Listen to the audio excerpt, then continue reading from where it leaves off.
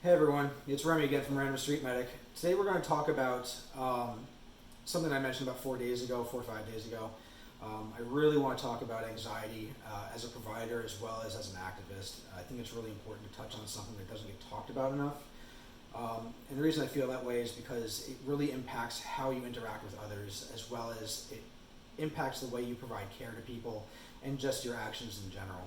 So the kind of textbook definition of anxiety is this general uneasiness or feeling of impending doom or doubt and uncertainty surrounding either a specific event or just in general. And I'm not going to talk about the medical side. We're not going to talk about medications and therapy. I'm just going to talk about this notion that we can't address our own anxieties in our communities, and that we have to hold them in and hide them and not talk about them.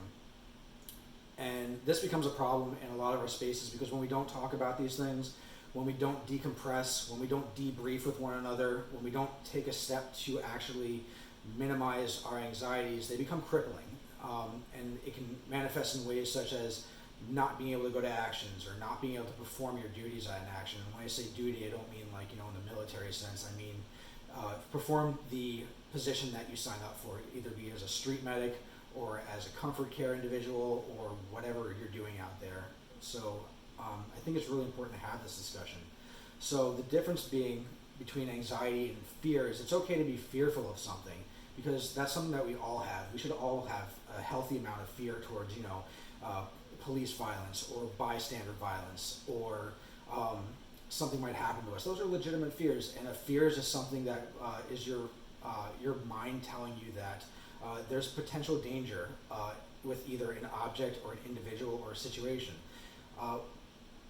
That's basically just to alert you and to make you take either a rational stance or decision to minimize that risk and to decrease the danger, or to just withdraw entirely.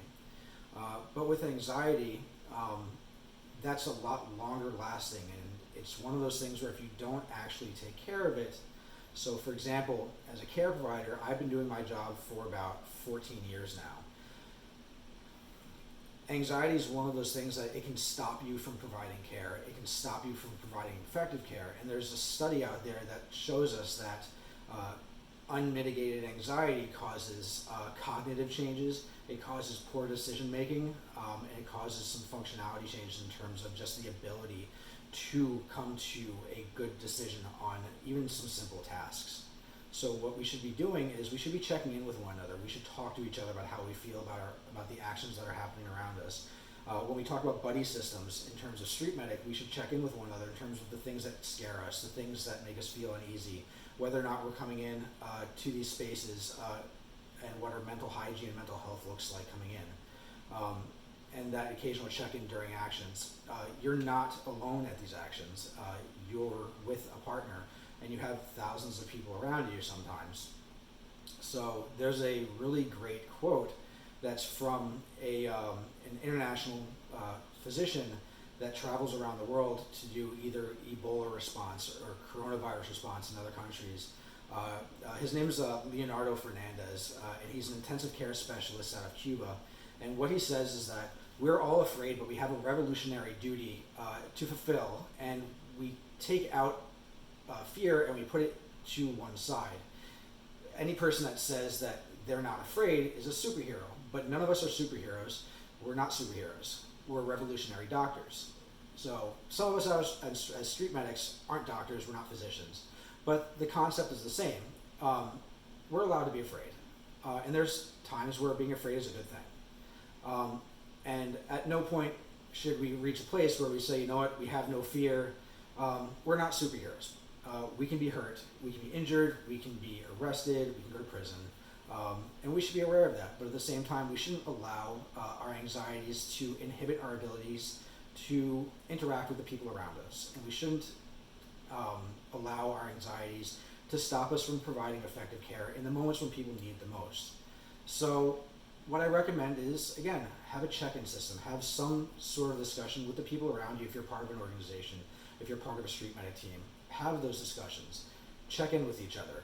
Check in before actions. Check in during actions. Check in after actions. And I don't mean like the critical incident stress debriefings, because like the literature out there says that nah, they work sometimes, nah, they don't work other times. I'm just talking about checking in. Nothing superficial, but just seeing where everyone's at and seeing if somebody needs help. And if you do need help, take the help. There's nothing that says that you're a weaker person or a weaker provider or a weaker activist for asking for help or for asking for someone to help guide you. So if you have any questions on this, please feel to leave a comment. Hit me up on Twitter at Random Street Medic. It's RNDM Street Medic. And we'll see you out in the street. Again, this is Remy from Random Street Medic.